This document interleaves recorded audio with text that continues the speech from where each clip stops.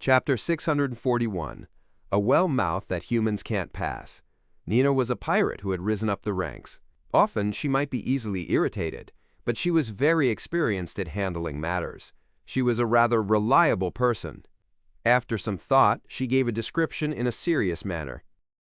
The well's mouth is at a rather deep depth along the seabed.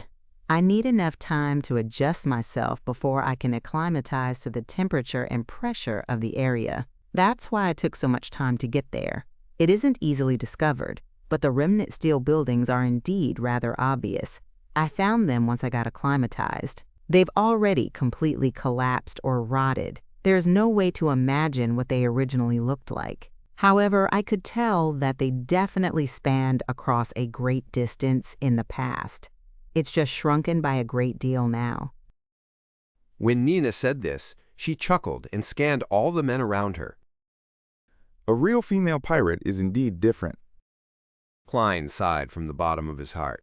From his point of view, be it Admiral of Stars Katlia, Vice Admiral Iceberg Edwina, or Vice Admiral Ailment Tracy, none of them could be considered a pure female pirate. All of them hailed from major factions or secret organizations. When they were low-sequence beyonders, they were either not at sea or they were following important figures, so what they did were relatively safe matters. Otherwise, they were independent adventurers who had never been tainted by the characters and atmosphere of low or mid-level pirates. After Nina finished laughing, Catalea pointed her finger to the rusted item that could hardly be described as a metal beam. This is a portion of the steel building? Yes, Captain. As you know, I don't know much about history or mysticism. I could only bring some back for your inspection. You're an expert on this. Nina smiled as she handed the metal beam over. Then she pointed at the black piece of hardened mud which was filled with holes on its surface. Not far from the iron ruins, I found a well. It's not very big. If it's to be described with the word huge, then I've definitely seen plenty of huge cannons. Those drunken adventurers are better at bragging than us pirates. This is the mud from the inner layer of the well. I can't imagine how such patterns could be formed. Nina's finger repeatedly struck the honeycombed dots on the black mud. Klein originally believed that they were marks left behind by dense shots with very tiny projectiles, but after a careful inspection, he suspected that they were remnant patterns after something had rotted. Each spot was very shallow as its edges spread outwards in an irregular pattern. Ezach. Nina handed the black mud to Catalea as she continued describing. The well's mouth is really small. Even a child from Nas wouldn't be able to enter. It's very deep. I even felt that it was bottomless. In that environment, the interior was completely dark as though something was slowly summoning me. Yes, slowly. I found a few rocks nearby and threw them in, but there wasn't any response. In short, it's filled with water. Catalea held up the metallic beam and black mud. Through the thick glasses, she observed them seriously. Since the mouth is very small and humans can't enter them, there's no need for us to begin the exploration immediately. It will be very dangerous. Let's wait until I figure out the secrets hidden within these items and whether the ancient well is worth us taking the risk before we return to make an attempt. Aye, Captain. The wet Nina was trembling as a result of the cold winds. The way she wavered made all the surrounding pirates stare straight at her. Catalea nudged her glasses and said to Nina, You can drink a bottle of Sonia blood wine. There's no limit for the rest. Long live the captain. Nina cried out in joy. An underwater well that humans can't enter. Klein, who had no desire to explore it, summarized Nina's description. Suddenly, he had a strange idea. Humans are unable to enter the well, but that doesn't mean that non-humans can't do it. Many deep-sea fishes aren't necessarily that huge. There's a significant chance that they can pass through the well.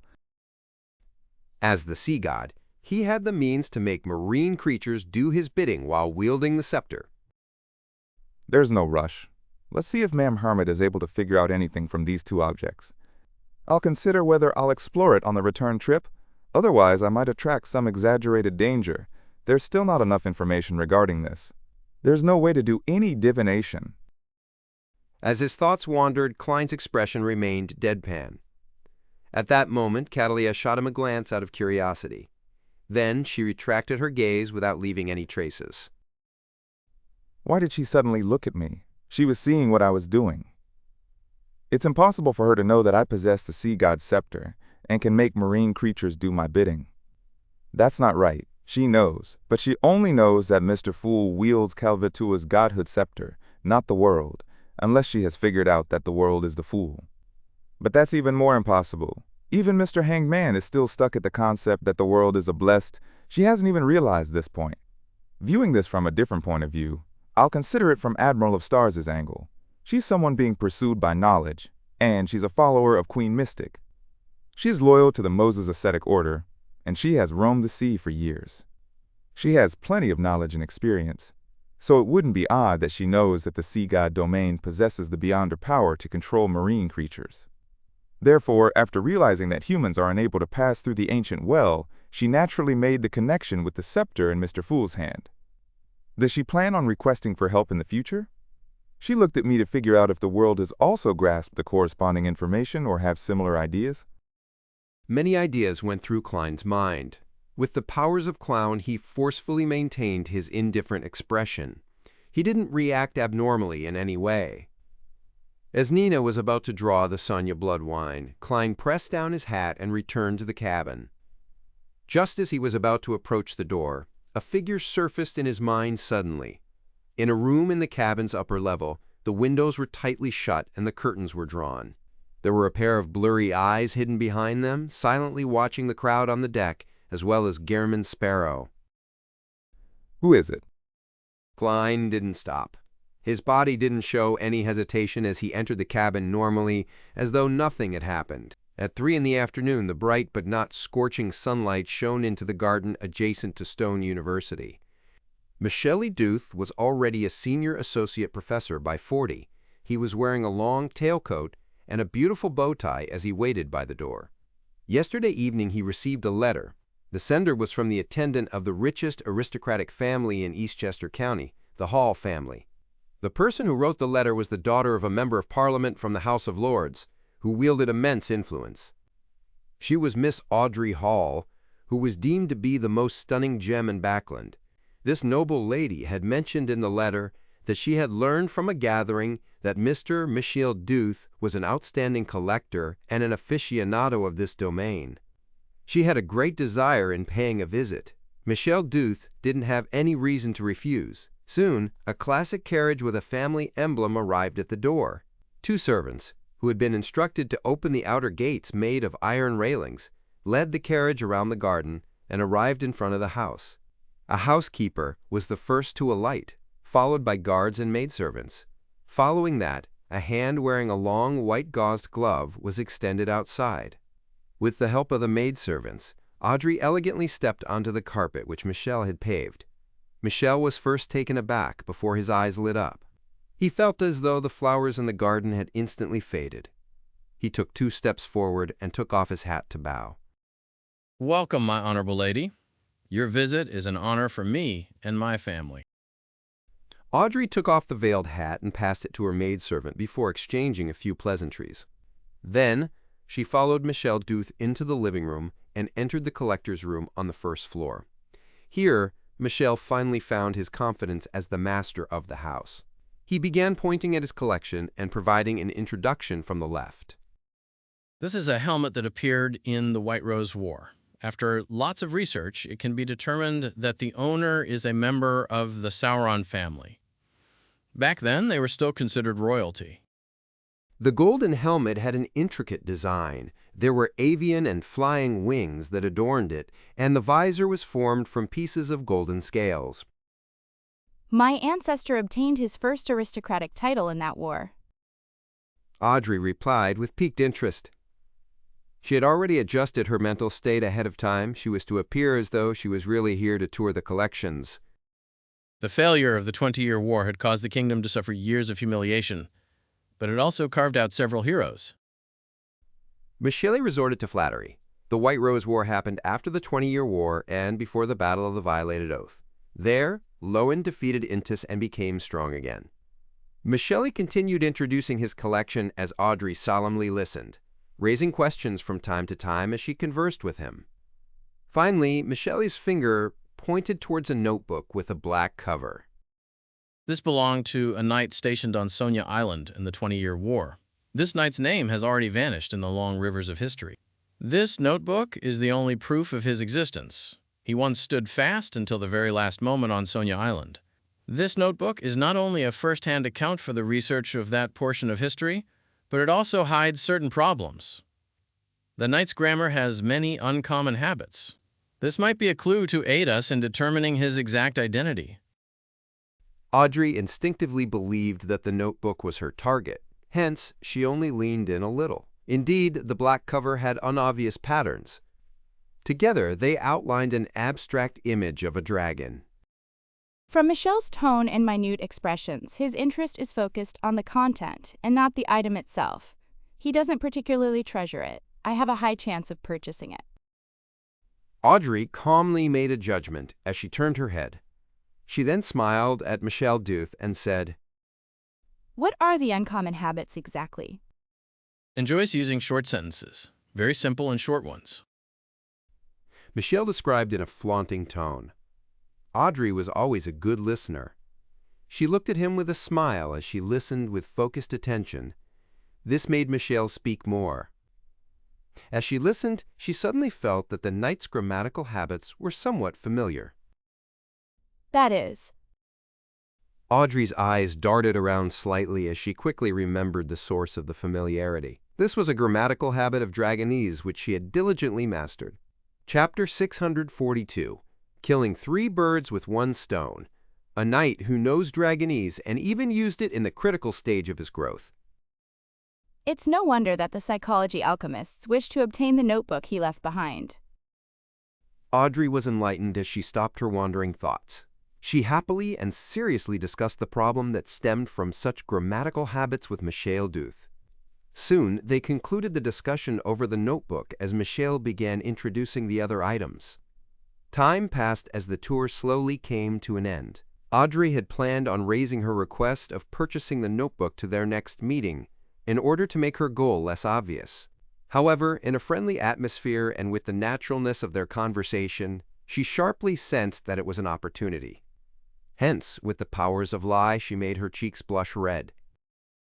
Mr. Duth, that helmet from the Sauron royalty that originates from the White Rose War is a keepsake of my ancestors. Pardon my presumptuous, but can I buy it from you? Also, the notebook of the 20-Year War. I'm very impressed by the knight that stood firm for Sonia Island and also wish to have it. I know it's not a polite request, but I wish that you can understand how I feel. Of course you have the right to decline. Her eyes moved as she obviously darted them around, partially deliberate and truthful to express her lack of confidence and embarrassment. Michele subconsciously moved his gaze away as he said with a hoarse and slow voice, I'm a collector. I won't sell my collection. His tone and the words he used aren't firm enough. In the intel I previously gathered, he's a gentleman who values his reputation greatly. Using cash to purchase his collection is probably unacceptable. The reason why the psychology alchemist didn't get someone else to complete the mission is firstly because I have a way of earning contribution points, and secondly, it probably took the associate professor's attitude towards such matters in mind. I have to change my approach. Before the visit, Audrey had already carefully decided of different tests according to the intel she received.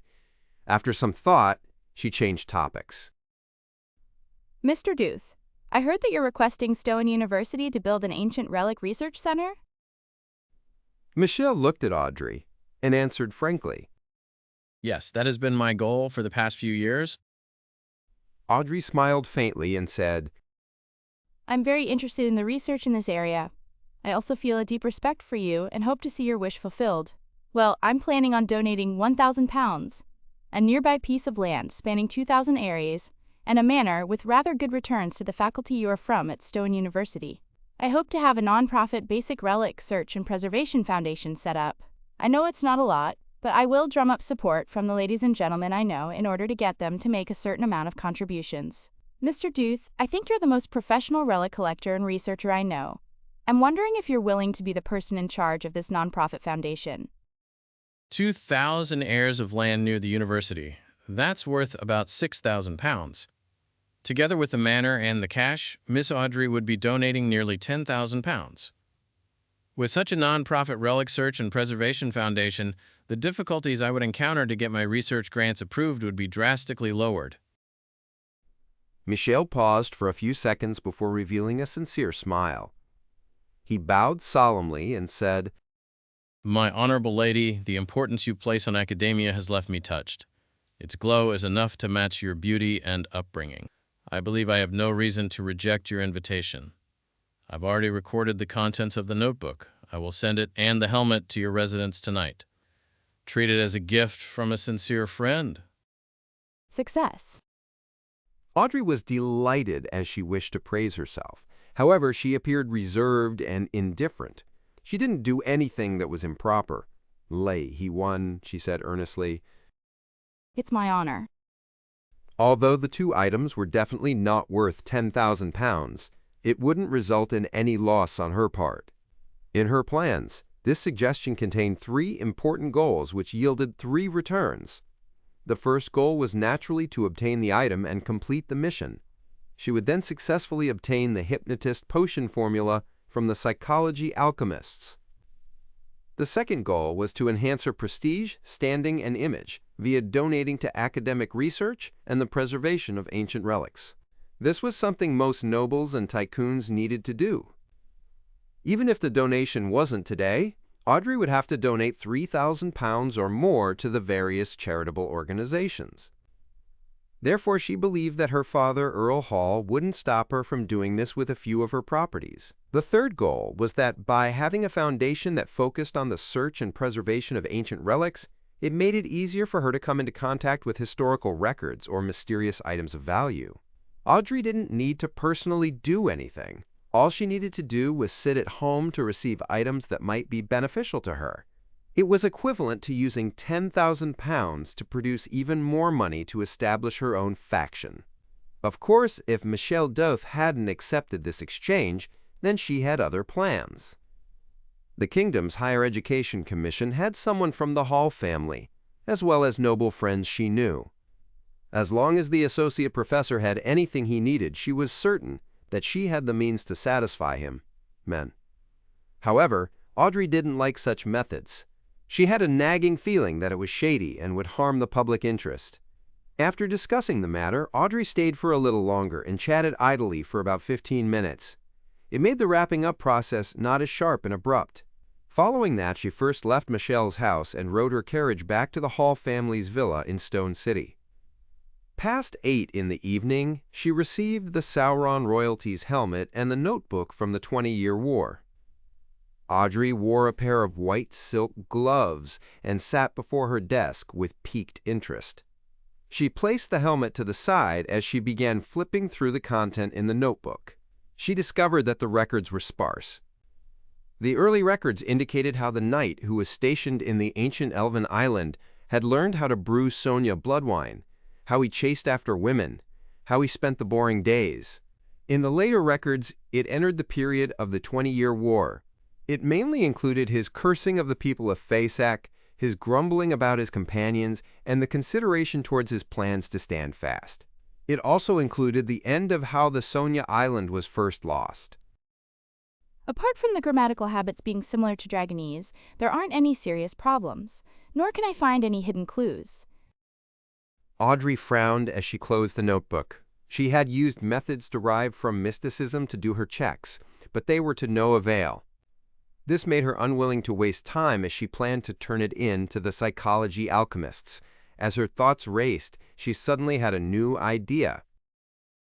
Mr. World and Mr. Hanged Man will often consider problems from different angles to provide suggestions. Should I learn from them? Well, viewing it from a different point of view, if the content of the notebook isn't problematic, would the physical item actually be what the psychology alchemists are after? What's so special about it? I didn't discover anything. It belongs to a knight who's accustomed to using Dragonese. That knight must have experienced something. Divination. Yes, divination. Perhaps I can find the knight's final location using divination with the help of the notebook. And this might be related to a dragon. Since it's a dragon, there's a high chance that it's a mind dragon, a representative of the spectator pathway. Clues involving it would indeed be something the psychology alchemists will pay close attention to. Audrey, that's some nice thinking. Audrey's eyes turned crystal clear as it seemed to hide a clear resplendence. She couldn't help but turn her head and looked at the golden retriever sitting by the side. Susie glanced at her owner and barked. Audrey, do you want me to praise you? Audrey turned her head back, feeling a little embarrassed. No, there's no need. Then she discovered an important question.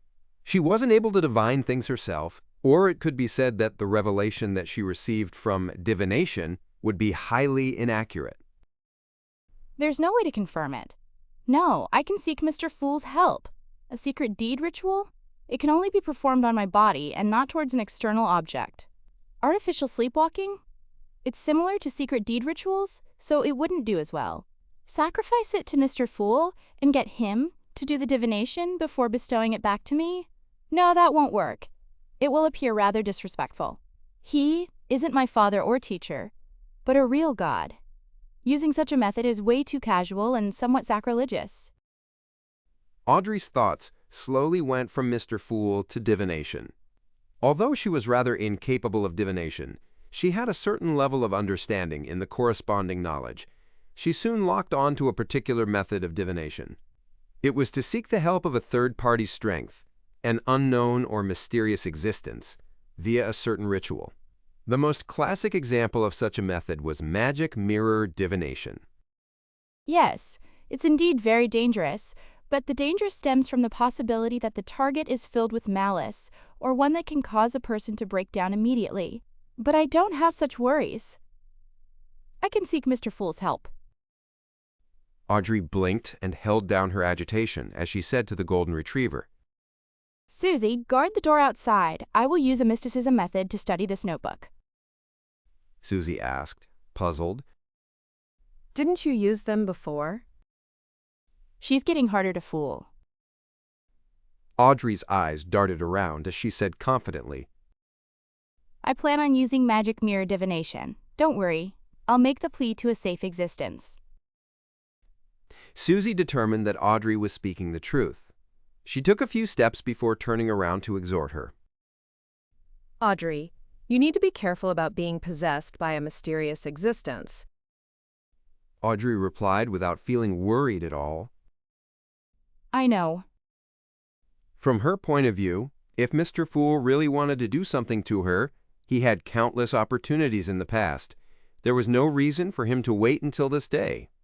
After Susie opened and closed the door by herself and went out, Audrey sat in front of her desk and recited the honorific name of the Fool to request the use of magic mirror divination. After a while, Klein, who was on the future, went to the bathroom and headed above the gray fog. There, he heard Miss Justice's prayer. That can be done? That's right. As a mysterious and unknown existence, I can be the third force in a magic mirror divination. Klein allowed it while feeling amused. Audrey immediately picked up the notebook, sat in front of the dresser, and lit a candle while facing the mirror. Chapter 643, Klein's version of Magic Mirror Divination. With the curtains drawn tightly and all the lights extinguished in the room, Audrey followed the requirements of magic mirror divination and completed the corresponding preparations. Of course, she didn't specially choose a specific time, as there wasn't any need to be that troublesome when getting Mr. Fool's help. Looking at the candles and reflected light in front of her, as well as her reflection, Audrey picked up a bottle of extract in excitement and some unease. She then dripped a few droplets onto the dim flame. As the mild and refreshing fragrances filled her nose, for some baffling reason, Audrey recalled the times when she was still a mysticism enthusiast. In the beginning, she would also commit all kinds of mistakes. She would realize that she had forgotten to prepare the essential oils and extracts that would please the deity at a critical moment during the ritual.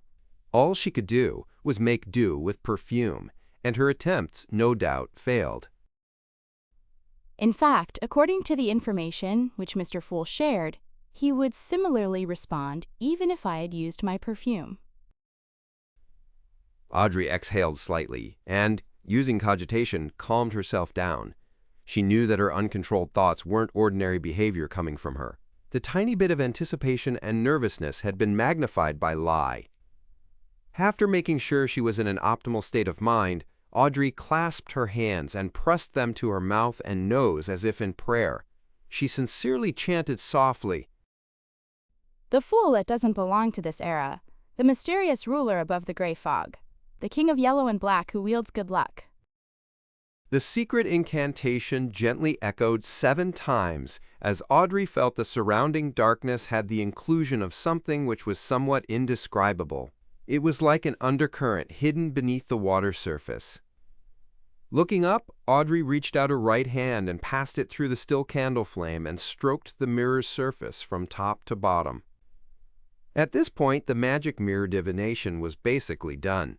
If the mysterious and unknown existence's interest was piqued, it would respond through the mirror. Above the gray fog, in the ancient and magnificent palace, Klein looked at the crimson star representing Miss Justice expand and contract as it rippled with an illusory glow. Finally, it was tainted with a nearly black feeling of serenity. It condensed into a circular halo the size of a mirror that appeared to lead to the outer world. It's different from past rituals. Interesting. Klein leaned back into his chair and extended his spirituality to make contact with the black circular hole. Silently, his vision changed. The long bronze table and the crimson star overlapped with the spacious room, which was illuminated with candlelight, becoming distinct once again. At this moment, Klein felt that a mirror had become an extension of his body or eye. It allowed him to clearly see and interfere with the real world despite being above the gray fog. Yes, clearly! All the objects in Klein's vision no longer looked blurry as they appeared distinctly in his eyes. His gaze suddenly froze for 2 seconds. In front of him was a golden-laced, white-dressed lady. Her long blonde hair was casually tied up as they smoothly and luxuriantly flowed down. Her emerald eyes reflected a somewhat palish flame, looking as deep as the ocean, and also as pure as a gemstone. Her facial features and the shape of her face were matched with a stunning beauty. Her bearing and elegance were clear and pure. Klein shifted his gaze away, as he felt guilty for some baffling reason. I nearly imagined her to be a demoness of quite a high sequence. Thankfully, I recalled in time that Miss Justice is a beyonder the spectator pathway. It's impossible for her to become a demoness. The smell of this extract isn't bad. Very unique. It has a very subtle feeling. The mystical item created from that faceless beyonder characteristic? Miss Justice made it into a necklace. Klein's gaze landed on the mystical item, which was disguised as a diamond necklace. Then, he heard Miss Justice say with utmost anticipation, Mirror, mirror, please tell me the location of the owner of this notebook. Audrey knew that she was asking Mr. Fool, but mirror, mirror were words she had always wanted to recite from the stories she had heard from a young age. She finally had a chance to use it in practice. The failures in the past don't count. Yes! Klein instantly looked at the black notebook placed between Miss Justice and the candle. He discovered that his spirituality could easily spread out with the help of the mirror. He could hold the divination medium as though he was using his hand. Chiwak nacha he por a above the gray fog, he quickly wrote the corresponding divination statement. Soard the spirituach avarememiwemireng. The location of the original owner of the notebook. With one hand holding the notebook and another hand holding the piece of paper, Klein recited as he leaned back in his chair. With the help of cogitation, he quickly fell into a deep sleep. Audrey looked at the mirror intently with her emerald eyes, awaiting Mr. Fool's reply. After a few seconds, she saw ripples being produced on the mirror's surface. It's a success. Magic mirror divination really works. Audrey's eyes widened as they reflected the scenes flashing inside the mirror. It was a view of a village from above. The scene zoomed in as the dragon drawings on the various buildings gradually turned clear. A cathedral quickly occupied the mirror in its entirety before being replaced by the cemetery attached by it. Finally, the scene was fixed on a tombstone in a corner. On it were words that had turned blurry as a result of the elements. The only thing that could still be discerned was the name, Lindalira. At this moment, the mirror suddenly darkened before restoring to normal. It reflected Audrey and the candle in front of her once again. Isn't this the village which had the customs of dragon worship? The knight who wrote the notebook is named Lindalira and is from that village. He returned to his hometown after the loss of the 20-Year War and stayed there until his death? Or was he sent back to his hometown as a corpse? That village is in Eastchester County. Stone City is also part of Eastchester County, so it's very understandable that the notebook which Associate Professor Michelle obtained stems from there. There's indeed a mind dragon living in the sea of collective subconscious over there. Feeling enlightened, Audrey thanked Mr. Fool and ended the magic mirror divination. Under the candlelight's illumination, she stared at the notebook for a moment before deciding to hand it over.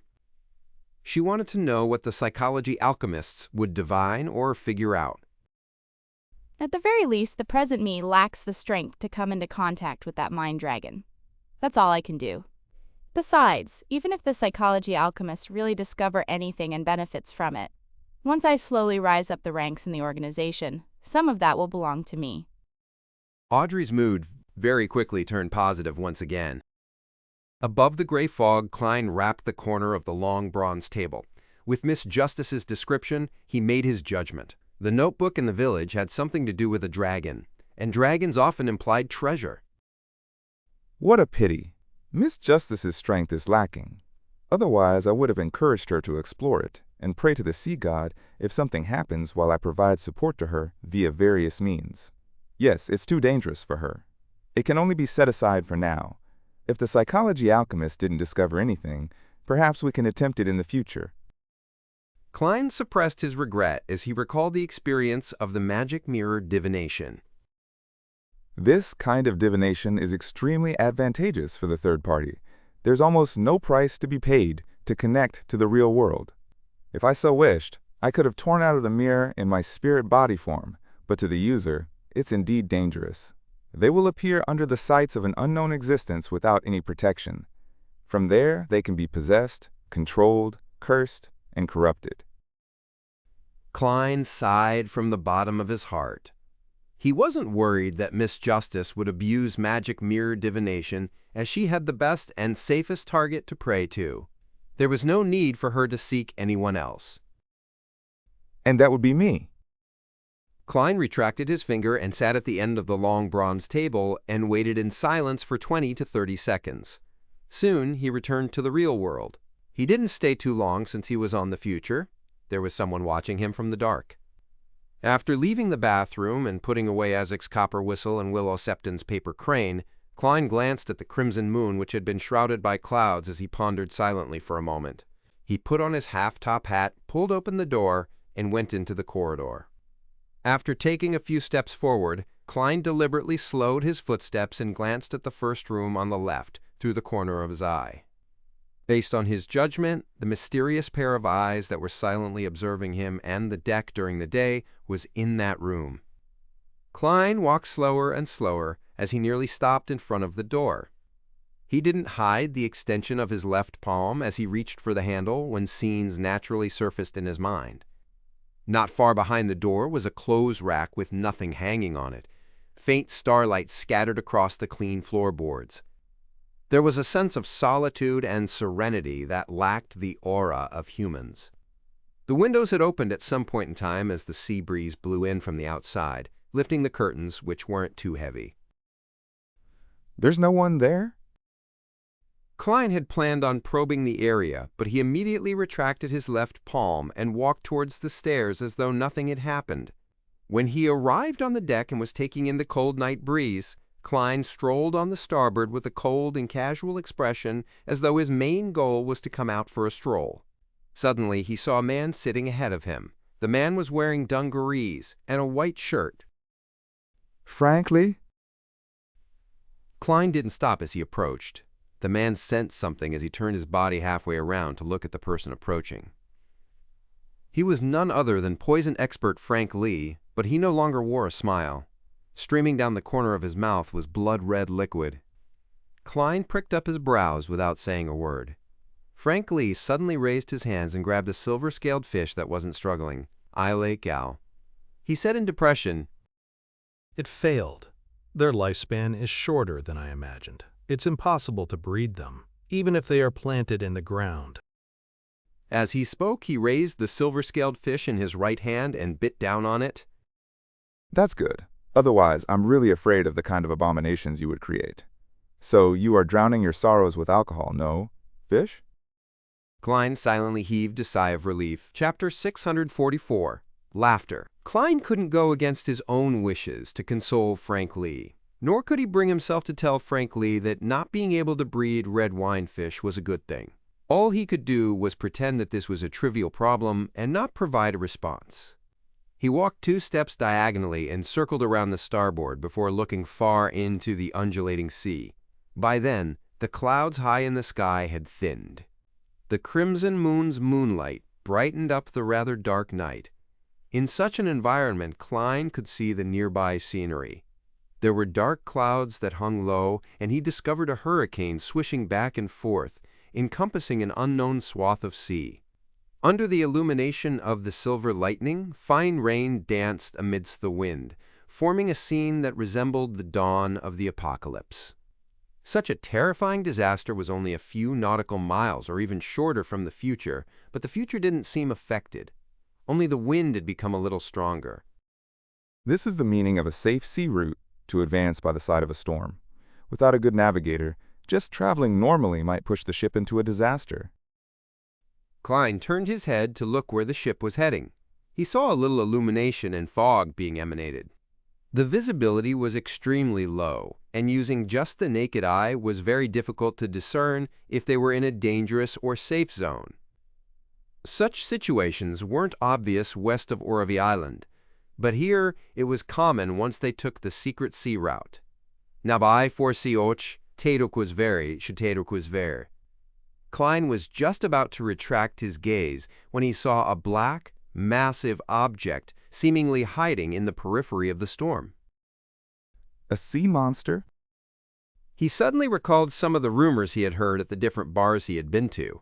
After steering away from the safe sea route, it's very easy to encounter all kinds of monsters.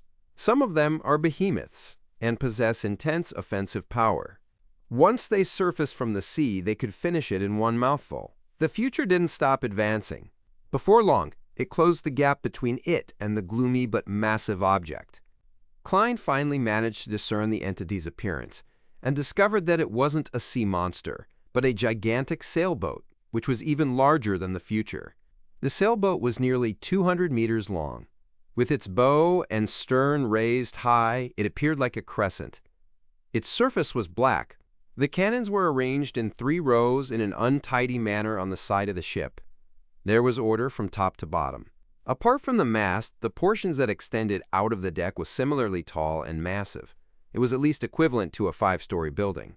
This ship's most odd feature was that it only had 1 sail, and on it was the drawing of a black tomb. A heavy voice sounded in Klein's ears. The death announcer. At some point in time, Frank Lee had thrown the silver-scaled fish whose blood had been replaced with red wine away and approached his side. The first mate, who had a bounty of 7,000 pounds, held his head heavy as his muscles remained tense. It was as though an attack would be launched any time from the minute changes of the gigantic sailboat. Death announcer? Klein was first taken aback before he recalled what the name represented. It was one of the most legendary and infamous ships on the 5 seas. It was the flagship of the King of Immortality, Agalito. We actually encountered one of the 4 kings. Klein clicked his tongue silently as he uncontrollably entered a highly vigilant state. However, he maintained a superficial level of indifference and calm as he continued looking at the death announcer. Recalling how the second mate of the death announcer, Slaughterer Kirkchis, who had a bounty of 9,500 pounds, had recently appeared in Nas and warned him, Klein came to an understanding. He was no longer puzzled as to why he would bump into the death announcer not far from the Gargas archipelago. After putting aside this question, he made connections with even more rumors. And among these rumors, there were a number which could be confirmed to be an actual description. Lagarbo Gweiwaijaha, King of Immortality Agalito, is a middle-aged man who is so pale that he's on the brink of rotting at any moment. The bounty placed on him by a single country reached as high as 100,000 pounds. His former enemies are all dead, regardless if they were pirates, adventurers, or members of a naval fleet. Only the other 3 members of the 4 kings remained alive. He has never entered into direct combat with an official demigod. He is extremely restrained in such matters. No one really knows his exact sequence. No one knows what his beyonder powers are. He's cruel by nature and enjoys killing.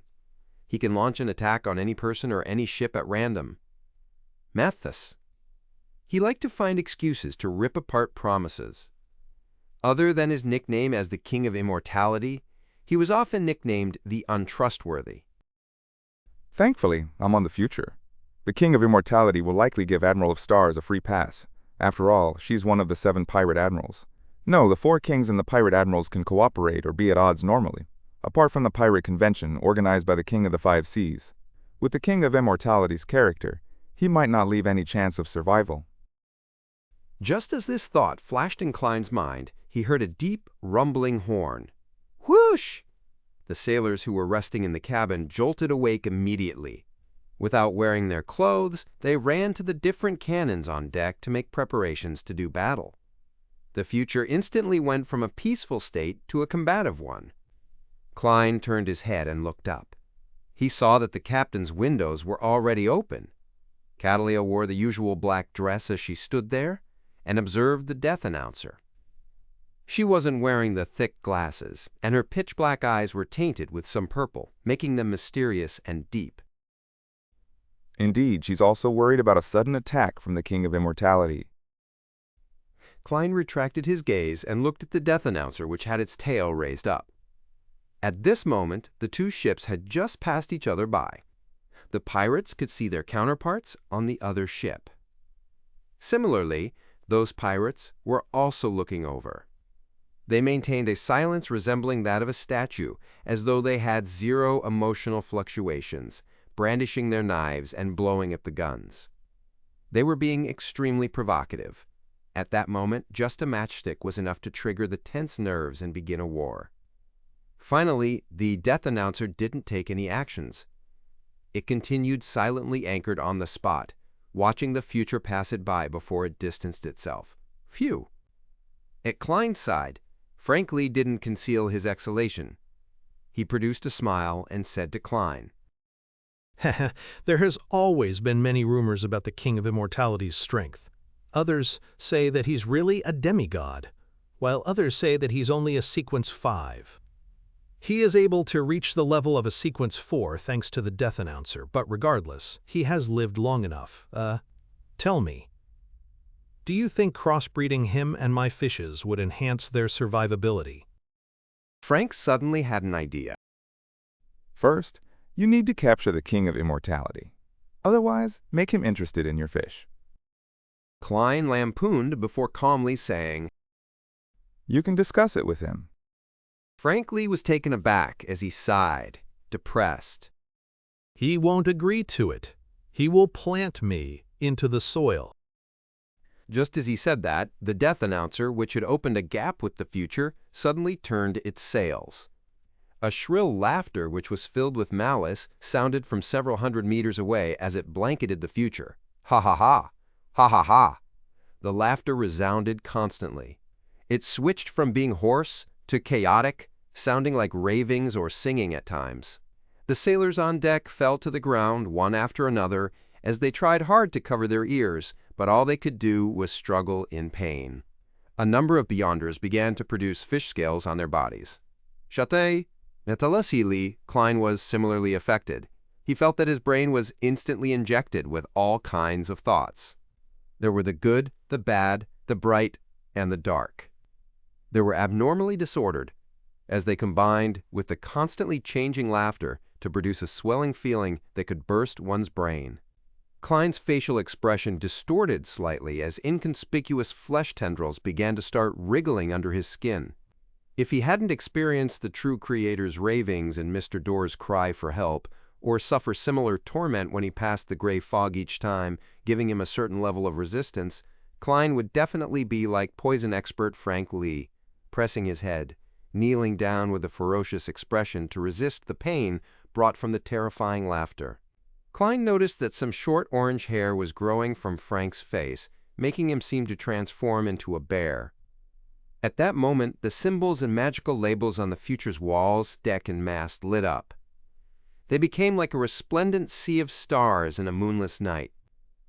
The terrifying laughter, which was either sharp or hoarse, didn't weaken, but everyone was distanced from one another in a second. The sounds that came from a further distance away sounded empty and illusory.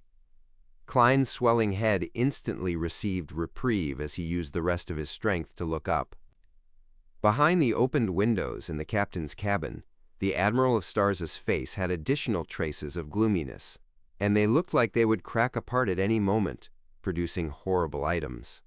At that moment, Catleia's palms pressed down on the windowsill as bits of starlight swirled around her, seemingly matching the future which was on the resplendent sea.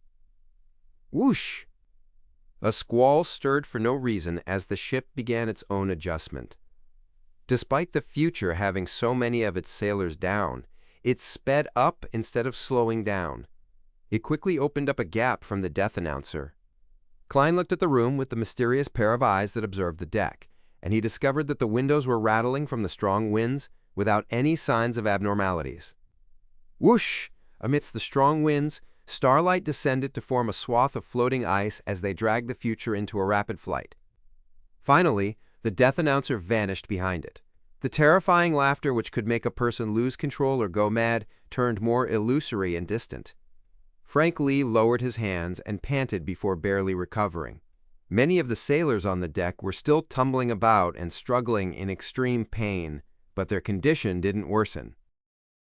This ability of the King of Immortality is truly impressive. There's almost no way to defend against it. It's no wonder he's one of the four kings. Klein frowned slightly as he sighed. Although he was experienced and rather knowledgeable, this was the first time he was being directly attacked by a demigod in the true sense of the word. He discovered that even Agalito, who was ranked last among the four kings, similarly made him feel weak, as though it was impossible to resist. With Agalito's character, will he make the death announcer pursue us? Although there's a high chance he would wait for Slaughterer Kerchise to return, that possibility cannot be excluded. If he chases up, I'll pray to myself and use the Sea God's scepter to give him a maelstrom and a thunderstorm to wipe him out. After making the decision, he once again looked at Catleia. The pirate admiral's expression was already ghastly pale. However, there were no longer any signs of darkness. The starlight that twirled around her slowly extinguished one after another. Chapter 645, Calming Method. Following the complete disappearance of the surrounding astral glow, Catleia lowered her head and said to Frank Lee, who was slowly recovering, Let them calm down. She was referring to the sailors who were still struggling in pain. Just as she said that, Catleia shrunk her body back as the windows closed. At that instant, Klein vaguely saw a green vine grow upwards, covering the Admiral of Stars in layers.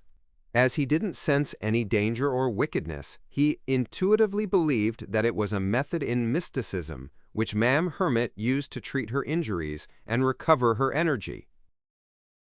A power of her beyond her pathway? Or is it from some mystical item she possesses? She began treatment without any worry and allowed Frank to deal with the chaos on the ship. She's not afraid that the death announcer would be able to chase up to us? How far did the future fly in that last pounce? Klein no longer held his neck up as he turned to look at Frank Lee. This first mate, who was both a poison expert and a capable doctor, had already retrieved a coiled soft tube from the pocket of his dungarees. It was connected to a small glass bottle, and on the other side was an embedded thin and sharp needle. Frank Lee said with a forced smile while still having pangs of fear, A sedative I concocted. I bought something similar before. They were all given to Zombie Merrick. Klein surveyed the area and said, This might not be enough. No, it's not for them. I need a helper. They will receive the help of beer, which comes with a sedative effect. Haha, they're often rowdy once they're drunk, so I've added the necessary elements in most of the alcohol buckets. Frank explained in passing. Spiking their drinks without any notice. Klein nearly twitched the corner of his mouth. At that moment, he had a deep appreciation for the aptness of the nickname Poison Expert. Simply because he found the pirates rowdy when drunk, Frank had added a modified sedative to most of the alcoholic beverages without any sense of guilt or shame. It was as though he was doing something very ordinary. This fellow is a really straight and warm person in certain aspects, but in other aspects, he's more terrifying than a devil. This is because he doesn't believe that what he does is evil. How did the Church of Earth Mother produce such a crazy scientist? Klein controlled his expression and followed Frank Lee from a distance and found the bosun, Nina, who was squirming in the shadows of the bulkhead. This pirate, with an exaggerated figure, was slumped there, writhing in pain. She kept scratching the deck, producing ear-piercing sounds as bloody marks were left behind. Just watching the scene made Klein feel pain in his fingers. Gehrman, help me press her down to prevent her from struggling. Frank raised the needle and tube in his hand. Klein didn't object to it, but he didn't say a word. He calmly crouched by the side and pressed down on Nina's shoulders. He felt his hand slip the moment he touched her, finding it difficult to grab her. It was as though she wasn't a lady, but a gigantic fish covered in slippery scales. Klein instantly corrected his actions. Using a clown's precise control, he grabbed Nina firmly by the shoulders. However, Nina's struggling was surprisingly strong, far greater than Klein's. Soon, he felt his fingers turn sore as he could hardly continue. As expected of a Sequence 7 Beyonder from the Sailor Pathway, while I'm not a Beyonder who excels when it comes to physical strength, if not for the need to feed it, I can activate Creeping Hunger and switch to steal Movetti's soul and use the strength of a zombie as a most suitable response. As these thoughts ran through his mind, Klein saw Frank approach, crouch down, and press his knee onto Nina's back. His muscles bulged as he quickly stopped Nina's struggling. A Beyonder from the Planter Pathway has quite a lot of physical strength as well. However, Mr. Frank Lee, it's probably difficult for you to get a girlfriend if you use such crude manners against a lady. Of course, you definitely don't mind. You could totally let your child grow from the soil. Klein lampooned as he watched Frank Lee inject the needle into the back of Nina's hand. As the small bottle of sedatives was injected, Nina stopped her attempts at struggling. Klein released his hands and stood up. After a few seconds, Nina combed her hair and rolled to her feet. She grumbled at Frank Lee. Why must you always be so rough like a bear? Can't you try a different method? As she spoke, she stretched her arms without concealing the pained expression on her face. Unlike the dive from earlier, she was now wearing a linen shirt and a brown coat. She looked no different from an ordinary pirate. Frank wasn't fazed by Nina's complaints as he asked in puzzlement. How was I rough? All right, let's not argue on this topic. Let's help them first. Get the beer barrel out. Let's work together to make them drink. Gehrman, you don't mind participating in this, right? Klein shot a glance at the sailors on the deck. After contemplating for a few seconds, he asked, The goal is to let them calm down? That's right. Frank Lee nodded heavily.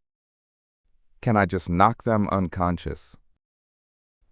He added inwardly, This has almost the same effects as a sedative beer, and it's more efficient.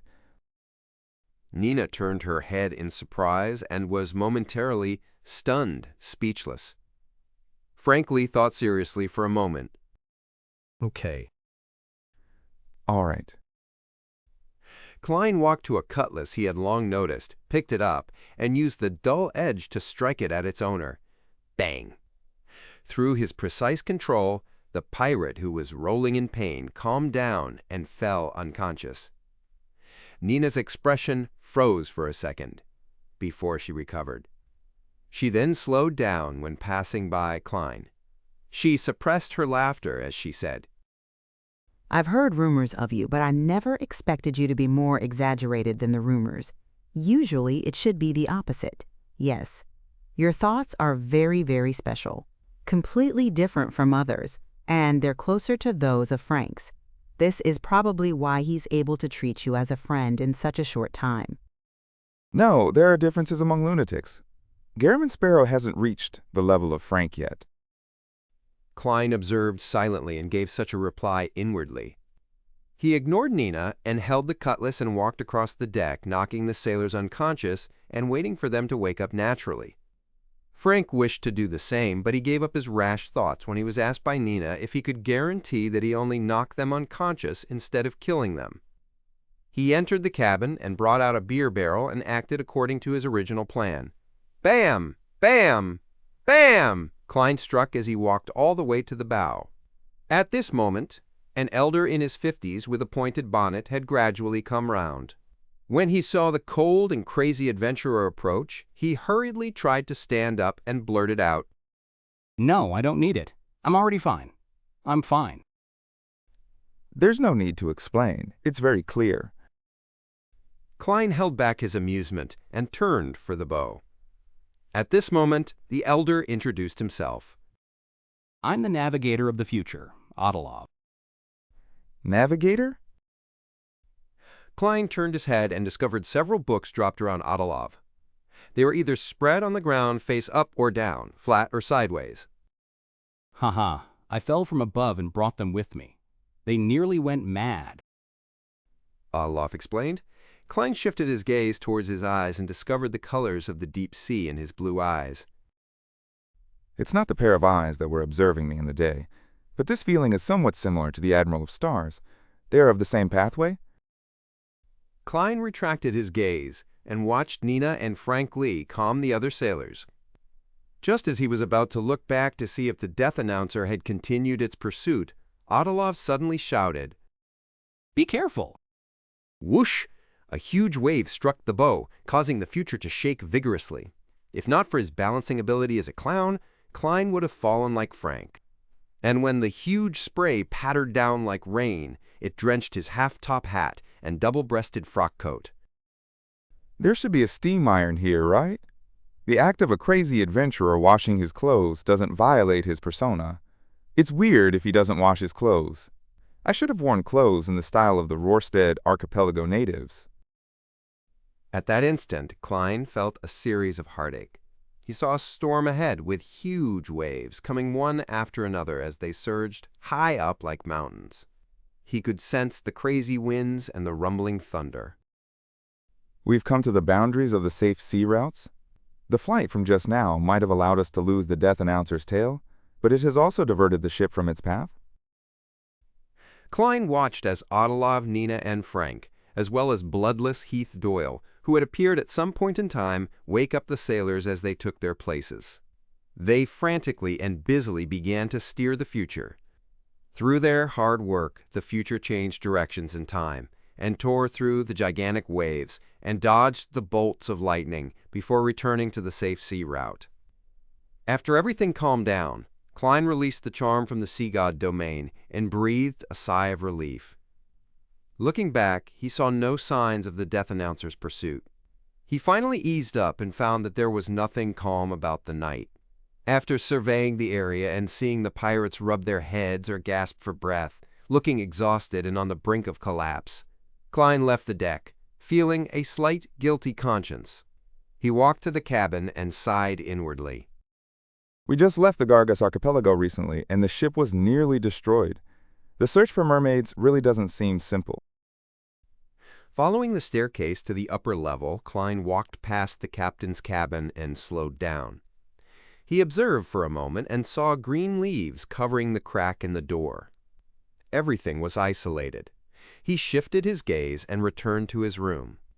He considered the matter of praying to the Fool before going above the gray fog to grasp the nearby waters and search for traces of the death announcer by responding. He wanted to let the King of Immortality Agalito, who attacked others for no baffling reason, to experience the same treatment as he did. No, there are eyes watching. I should try my best not to do such things. Besides, it will only teach the King of Immortality a lesson and not seriously injure him. It's not worth the risk. I shouldn't let my anger get the better of my rationality. I'll think about it again after advancing successfully. Klein repressed his urge.